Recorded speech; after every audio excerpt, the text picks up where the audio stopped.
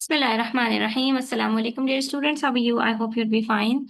This is chapter number 1 of Thinking Syllabus Mathematics, book 1. And today we are going to do question number 11 till 14.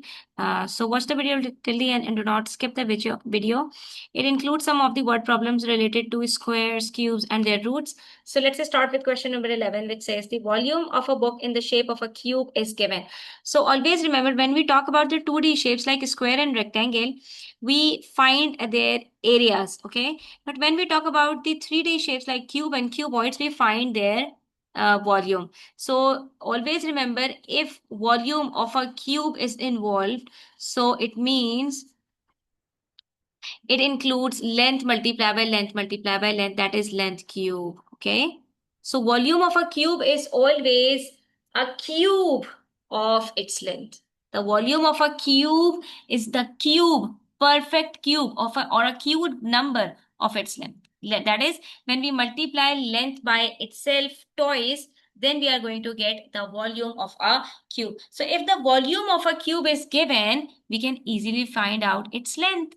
Okay, and if we need to find out the area of one side of the box, so there are 6 faces. Okay, in a cube there are 6 faces, one on the front side and then one at the back,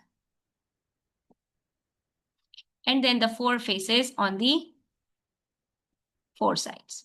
Okay, that is one at the bottom, one at the top, and 2 on either sides. So you can see that we have 6 faces. Let's talk about the front face. So if we are provided with the 3 sides of a cube, all 3 sides are equal to each other. So we can say that volume is equals to length cube, okay? And length is equals to cube root of the volume. So if the volume is given as 2197, we can easily find out its length.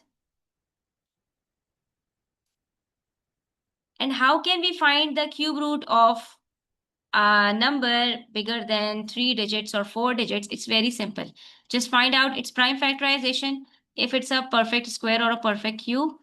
And since 2197 is not divisible by 2 or even by 3, because the sum of its digits, it's not divisible by 3. So let's talk about 7. If we try to divide 2197 by 7, so still it's not divisible by 7. Then let's see if this is divisible by 11. So it's not divisible by 11. Then let's check if it is divisible by 13. So yes, it is divisible by 13. 13 multiplied by 169 is equals to 2197. And we know that 169 is a perfect square of 13. So 13 13s are 169 and 13 ones are 13. So you see, we have got one group having 3 13s in it. And we talked about the perfect cubes in the previous class as well, in the previous video, that to find out that if a number is a perfect cube or not, all its prime factors should be in a group of 3. That is, there should be 3 13s to make it a perfect cube. And since there are, so we can say that the length would be 13 centimeters. It means all 3 dimensions, that is length is 13, breadth is 13, and the height is 13. So if we are provided with all the 3 dimensions as 13, its cube would be 2197. After finding out its length, why did we find its length? Because we have to find out the area of one side of its box. So if we talk about one side of the box, that is one face. This is one face. Let's talk about this face, and we have to find out its area. So area of the one face equals to length multiplied by length. It is a square. All the faces of a cube are squares, and in a square, all 4 sides are equal to each other. So the area of a square is equals to length multiplied by length. Since the length and breadth are all 13 in this cube, so we can say that the area would be 13 multiplied by 13. That is a square of 13, which is 169 centimeters square. That's all. So what have we learned from this question? That whenever we are provided with the volume of a cube and we have to find out its area of one side. So what do we have to do? First, we have to find out the length of its each side of a cube by finding the cube root of the volume. And then after finding the length, we can easily find out what would be the area of each side of its face. Okay, this is how we have to solve this question. So the area of this particular cube would be 169 centimeters square. Next, we have question number.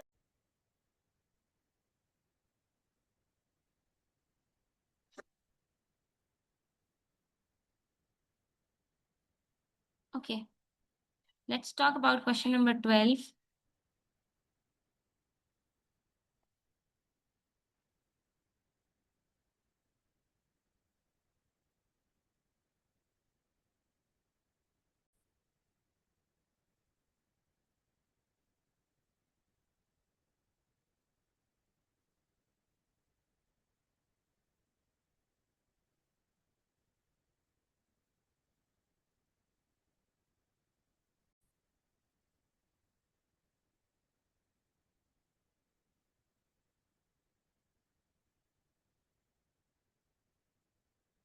Okay, let's talk about question number 12, which says Raju has 2021 centimeter square tiles. How many tiles? Number of tiles provided are 2020. And he is making the largest square possible using some of the 2020 square tiles. How many square tiles does he have left over? So basically, what do we have to do, students? They are basically saying that Raju is trying to make a square out of these tiles. Okay. And the largest square tile means that the tile should be the largest possible tile. That is, I cannot make more larger tile out of these 2021 centimeter squares. For these type of questions, students, you just have to figure out that what is the closest perfect square less than 2020. Okay, since 2020 is not a perfect square, and we have to make a perfect square, so it means we have to use the closest perfect square.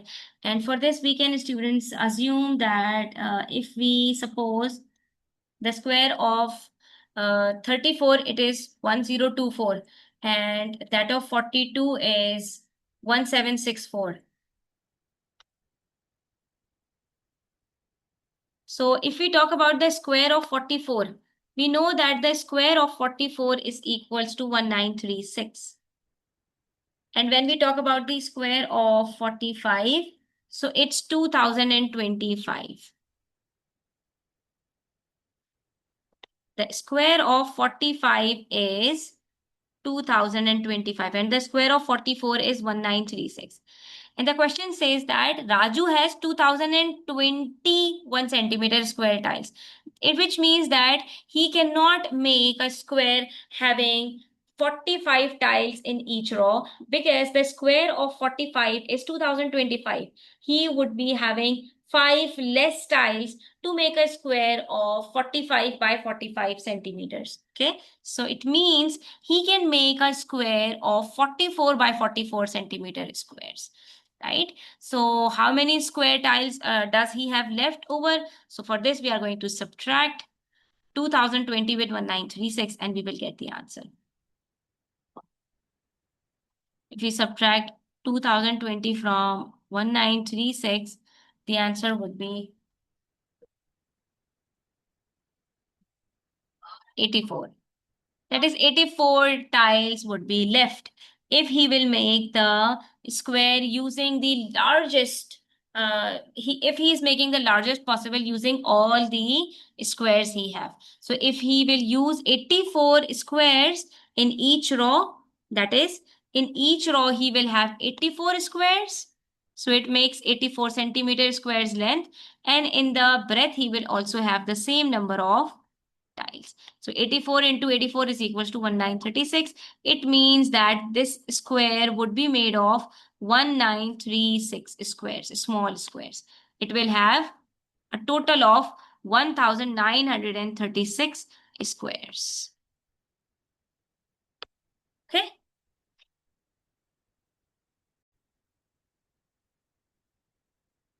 Question number 30 is very simple, students. We just have to use prime factors to explain why 6 multiplied by 54 is a perfect square. So what do we need to do? We simply multiply 6 by 54. Okay. What answer are we going to get? It's 54 multiplied by 6 is equals to 324. And we have to prove that yes, 324 is a perfect square using prime factors. Okay. So what are we going to do? We will simply find the prime factors of 324.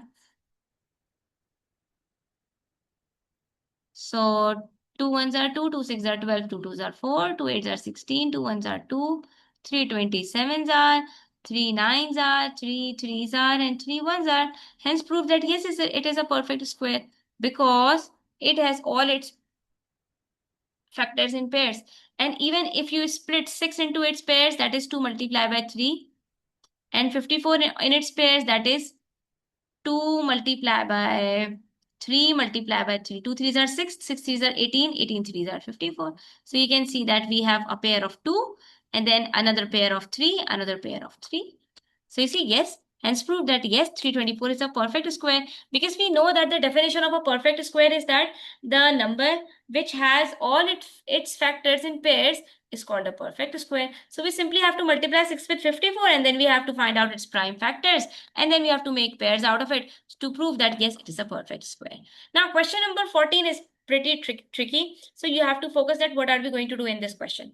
K is a non-zero whole number given that 6 multiplied by 54 multiplied by k is a perfect cube. What are they saying? That 6 multiplied by 54 multiplied by k is a perfect cube. So what do we know about perfect cube? That every perfect cube has all its factors in a group of 3. That is, all the factors have 3 same numbers. Okay. So what numbers do we have in 6 multiplied by 54? It's 324. So we can say that we have to multiply 324 with k to make it a perfect cube. And what are the factors of 324? Let's write them down again. So the factors of 324 are having 2 twos and 4 threes. So if we talk about 2, we have only 2 twos. We do not have 3 twos. To make a perfect cube, all the factors should be 3 each. Since we have 1 2 missing, so we are going to multiply it with one more 2. So a group of 2 will be completed. And then we have already a group of 3, but 1 3 is missing. So we will multiply it with 2 more 3s. So complete it with a group of another 3. It means we have to multiply it by one more 2 and then 2 threes to make it a perfect cube. And upon multiplying 324 with 2 threes are 6 threes are 18, it will become a perfect cube. What would it become? 324 multiplied by 18 is equals to 5832. Let's try to prove it that yes, if it is a perfect cube or not. So starting from here, 5832 divided by 2 is equals to 2916. Divided by 2 is 1458. Still in even numbers, so divided by 2 is 729. So a pair of 2 is completed. Now let's talk about 729. So it's no more divisible by 2. Let's divide it with 3. 3 into 81. Wait. 3 into 243. And then 3 into 81. And then 3 into 27. So a group of 3 is also complete. Now let's divide it with 3. 3 nines are, 3 threes are, 3 ones are. So you see, yes, 5832 is a perfect cube. So what should we multiply 324 with? We should multiply it by 18 to make it a perfect cube. And what we did, we simply found the factors of 324 and then we figured out that where are the factors of 324 missing. So we simply multiplied it with that number. So we can say that k is equals to 18. This is the smallest number I should multiply 324 with to make it a perfect cube. That's all. Now, question number 14 says k is a non-zero whole number. Okay, we have done part A of it. Now let's move to part 2. P and Q are both prime numbers. Find the values of P and Q so that 6 multiplied by 54 multiplied by P upon Q is a perfect cube. So for this, what are we going to do? We will write it as it is. 6 multiplied by 54 multiply by P upon Q. For these type of questions, what you have to do, if you do not simply have to multiply it with to make a perfect cube, but you have to divide it with some other numbers. So what are you going to do? Again, you are going to take the uh, factors of 324. Okay, which are 2, 2, 3, 3, 3, 3. To make it a perfect cube, students, we have to make it a perfect cube. Okay. There must be an equal number of, there must be a group of 3 of each of the prime factors. But we have only 2 2's, a complete group of 3, and a single 3. So whatever factor we have in pairs, we will multiply it by 2. So we can say that let's multiply 324 with one more 2 to complete its group of 3. We will have 3 2's over here. But since we have only one 3 at the end, so we are going to divide it by 3 to make it a perfect cube. So upon multiplying 324 by 2, we will get 648. And when we will divide it by 3, so we will get 216. So it means P is equals to 2 and Q is equals to 3. What I did, the factor that I had in pairs, I multiplied it with the number 324 and the number that was single. So I divided it with that number to get a perfect cube. And now you can see that 216 is the perfect cube of 6. Hence prove that yes, we have got a perfect cube. So what I did, whatever number was in pairs, I multiplied it one more 2 then. Okay.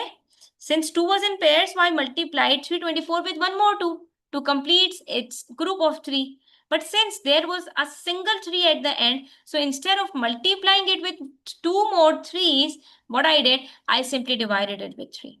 So what can we conclude from here? That whatever number we are going to have in pairs, we will keep it in the numerator. That is, we are going to multiply the number with that factor. But whatever number would be single, to remove it, we are going to divide it by that number. In that case, we are going to get the desired result. So P is equals to 2 and Q is equals to 3.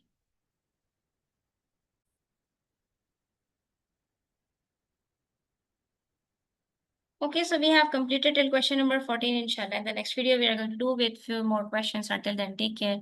Do subscribe to my channel if you are new and don't forget to share it with your friends. Allah Hafiz.